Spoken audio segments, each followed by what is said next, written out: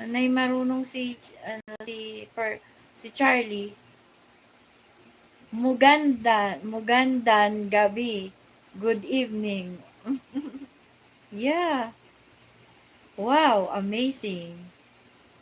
Magandang gabi. Yes, magandang gabi is good evening.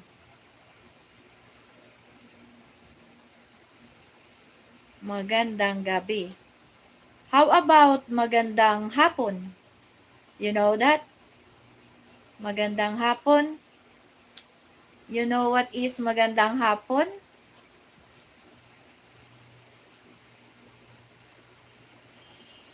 Magandang hapon. You know what is the meaning of magandang hapon?